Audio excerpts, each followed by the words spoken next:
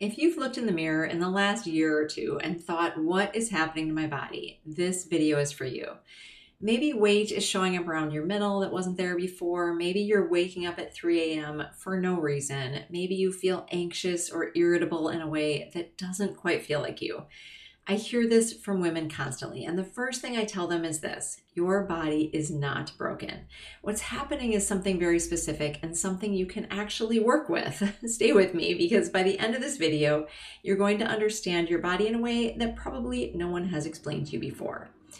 I'm Lynda Enright. I'm a registered dietitian and functional nutritionist, and I've spent over 25 years working with women, many of them in perimenopause and menopause. And here's what I want you to understand first. Midlife is a biological transition, not a character flaw, not a sign that you've been doing something wrong. When we hit our 40s, and especially as we move into perimenopause, estrogen and progesterone start to fluctuate. And those two hormones don't just affect your menstrual cycle. They affect your brain, your sleep, your mood, your metabolism, your gut, and your bones. And when those hormones shift, the effects show up everywhere. But here's the piece that a lot of women don't really understand is your body's tolerance for stress also changes in midlife. When you were in your 20s or 30s, you could probably push hard, skip sleep, eat on the go, and maybe recover just fine. Maybe not perfectly, but you bounced back. In midlife, that buffer shrinks. The same stress that you used to absorb without any problem, your body registers differently now. It hits harder, it lingers longer. Think of it like a bank account. When you were younger, you had this bigger cushion. You could make withdrawals and the account would recover. In midlife, the account is just a lot more sensitive. So the same withdrawals actually cost more. And your body starts sending overdraft notices in the form of symptoms. So to understand why, I want to give you a quick and simple breakdown of your nervous system because it's the control center for everything we're talking about. Your nervous system has two main modes.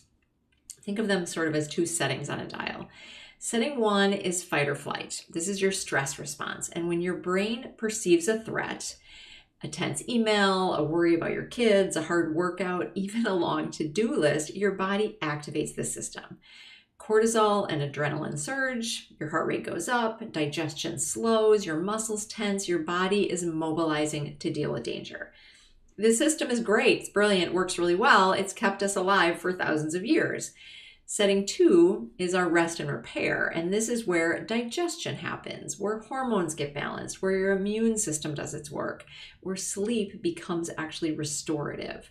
So here's the problem is that a lot of women, they're living almost entirely in that setting one, rushing in the morning, managing everyone's needs all day, getting through an intense workout to sort of burn off that stress or burn off calories, and scrolling their phone until they drop into bed at night. And the body never really fully gets into this rest and repair, this setting two. So what I want you to hear here is that your body stores stress physically. The tension in your shoulders, the tight jaw, the shallow breathing you've been doing all day without even realizing it. That's not in your head. That is your nervous system living in your body. And over time, especially in midlife, when your hormonal buffer is already thin, that chronic activation can take a really big toll. So I want to be specific of what we can do about it, because when women understand this, they often have that sort of aha moment where symptoms they've been blaming themselves for suddenly makes a lot of sense. Belly weight gain. Cortisol, your primary stress hormone, signals your body to store fat centrally around the waist and around the organs. It's a survival mechanism. So your body's keeping fuel close to your core in case you need to run from a wild animal. Except that wild animal, the danger is your email inbox and the fat then you hold on to.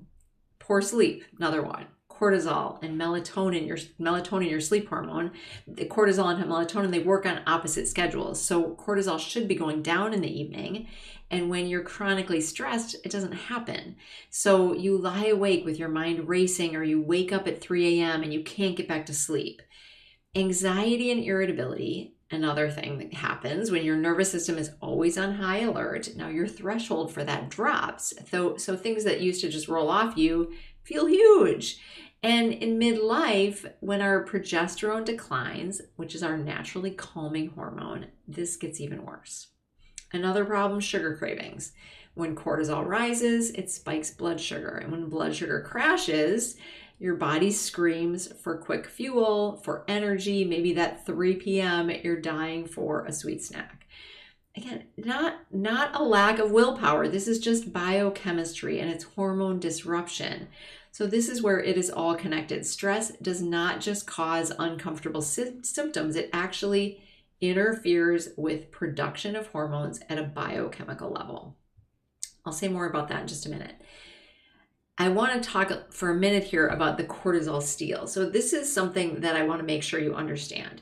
It's your body uses a master precursor hormone called pregnenolone to make a bunch of hormones, including cortisol and progesterone. So when you're under chronic stress, your body prioritizes making cortisol. Survival comes first. We need that stress hormone to protect us.